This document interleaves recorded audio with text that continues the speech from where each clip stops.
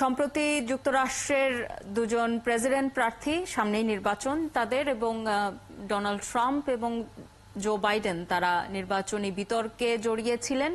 সেখানে বাইডেনের ভীষণ খারাপ পারফরমেন্সের পর আশঙ্কা করা হচ্ছিল তিনি নির্বাচনের থেকে সরেই যেতে পারেন এবং তার জায়গায় হয়তো ভাইস প্রেসিডেন্ট কমলা হ্যারিস তিনি প্রতিদ্বন্দ্বিতা করতে পারেন। কিন্তু সবশেষ কমলা হ্যারিসের সঙ্গে তিনি একটি রুদ্ধদ্বার বৈঠক করেছেন।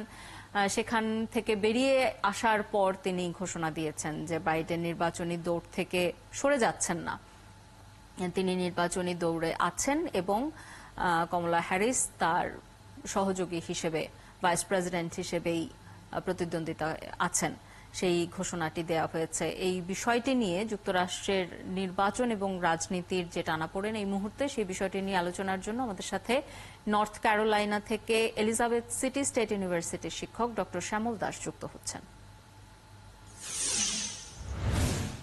স্বাগত জানাচ্ছি আপনাকে একাত্তর সকালে। শুভ সকাল। এই যে জো বাইডেন এবং ডোনাল্ড ট্রাম্পের মধ্যে যে বিতর্ক, সেখান থেকেই শুরু করি। যে বিতর্কে কতটা খারাপ পারফরমেন্স করেছিলেন বাইডেন এবং কোন জায়গায় তিনি মূলত আটকে গিয়েছিলেন, যে কারণে এত বড় একটা কথা চলে এলো যে তিনি হয়তো নির্বাচনী দৌড়েই আর থাকবেন না। যদিও ট্রাম্পের বিরুদ্ধে মামলা, কত রকম ঘটনা চলছে, এত কিছুর পরেও বাইডেন কেন কোণঠাসা হয়ে গেলেন? উত্তরটা খুব খুব সহজ নয়, খুব কঠিনও নয়। আমরা যারা এটা দেখেছি তাই খুব সহজভাবে, আমি সেদিনই আপনাদের এখানে যে ওই ডিবেটটা শেষের দিকে আমি এখানে কথা বলছিলাম, তখনও শেষ হয়নি। তো ওই সময়টাতে আমি বলছিলাম যে বাইডেনকে একটু খানি অসুস্থ মনে হচ্ছিল। তো এটা দেখা যাচ্ছে যে হওয়ার পর, মানে শেষ হওয়ার পরে ওই ওই সাথে সাথেই বোঝা যায়নি কতটা খারাপ করেছেন তিনি। এখন বিভিন্ন পোল গুলো যে বেরিয়ে আসছে তাতে দেখা যাচ্ছে যে তিনি বেশ ভালোই খারাপ করেছেন। অ্যাকচুয়ালি একটা ইমিডিয়েট এই 3 তারিখে তিনি গতকাল একটা সার্ভে করেছে, আপনার সিএনএন, দুটো সার্ভে হয়েছে এবং আপনার নিউ ইয়র্ক টাইমস মিলে না, আলাদা আলাদাভাবে দুটো ইয়ে করেছে। তো ওখানে দেখা যাচ্ছে যে 75% ভোটার মনে করেন যে বাইডেন যদি ডেমোক্র্যাটদের পক্ষে দাঁড়ান তাহলে পরে ডেমোক্র্যাট পার্টি জিততে পারবে না। খেয়াল করুন, 75% ডেমোক্র্যাট ভোটার এটা মনে করেন। এখন ওভারঅল যেটা দেখা যাচ্ছে যে বাইডেনের সময় ইকোনমিতে কিন্তু এই গত বছর খানেক ধরে বেশ ভালোই একটা ব্যাপার দেখা যাচ্ছিল, যে 4%-এর নিচে আনএমপ্লয়মেন্ট রেট নেমে এসেছিল। আপনার যেটা 2025 হওয়ার কথা, এটা এখনই হচ্ছিল। আপনার এছাড়া আপনার ওই ইনফ্লেশন রেটও কমে আসছিল, ইনফ্লেশন অ্যাডজাস্টেড ইনকাম বেড়ে গেছিল, সবকিছু হচ্ছিল।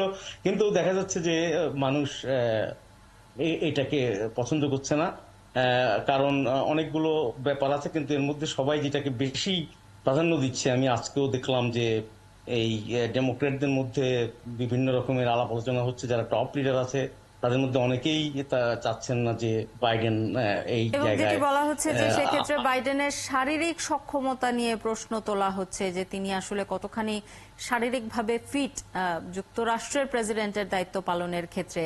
যদি ট্রাম্পের বিষয়ে আসি, ট্রাম্পের জন্য ট্রাম্প কার্ডটা কি এবারের নির্বাচনে?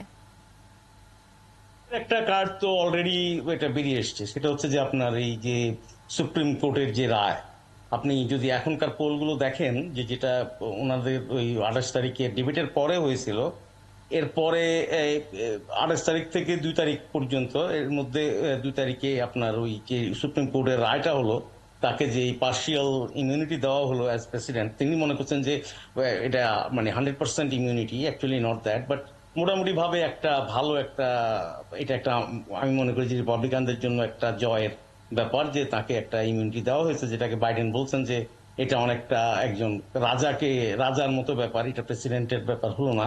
এমনকি ওই বিচারকদের মধ্যে যারা ডেমোক্র্যাট প্যানেলে ছিলেন যে 3 জন, তাদের যিনি সবচেয়ে সিনিয়র, তিনিও বলেছেন, সেই বিচারকও বলেছেন যে এটা অনেকটা রাজতন্ত্রের মতো ব্যাপার হয়ে গেল। রাজাদের কোনো ইয়ে থাকে না, সবকিছুতে ইমিউনিটি থাকে, কিন্তু প্রেসিডেন্টের থাকতে পারে না। কিন্তু এখানে এটাই ঘটেছে। তো এই ঘটনাটার পরে আপনার যখন এই সার্ভেগুলো হচ্ছে, দেখা যাচ্ছে যে ট্রাম্প কিন্তু অনেক দূরে এগিয়ে গেছেন। তিনি ছিলেন 41% ভার্সেস 40% লাইক দ্যাট। এখন দেখা যাচ্ছে এটা 49% ভার্সেস 41% হয়ে গেছে। ভোটাররা 69% মনে করছে যে আপনার বাইডেন একটা রিস্কি চয়েস ফর ডেমোক্র্যাটস। আপনার আর এখানে 51% অবশ্য ট্রাম্পকেও পছন্দ করছে না। কিন্তু দেখা যাচ্ছে যে মানুষ মনে করছে যে যদি বাইডেন আবার ক্ষমতায় যায়, এর মধ্যে 57% মনে করেন যে দেশের অবস্থা খুবই খারাপ হবে এবং এটা এতটাই রিস্কের মধ্যে পড়তে পারে যেটা ফেলিং স্টেট হয়ে যেতে এবং পারে। এবং এই ধরনের যুদ্ধগুলোতে বাইডেনের যে অংশগ্রহণ সেগুলো নিয়েও যুক্তরাষ্ট্রের মানুষের আপত্তি আছে, বিশেষ করে ইউক্রেন এবং ইসরায়েলকে যে সহায়তা দেয়া, অস্ত্র দিয়ে সহায়তা দেয়া, সেই জায়গাটি থেকে। আপনাকে অসংখ্য ধন্যবাদ আমাদের সাথে যুক্ত হবার জন্য।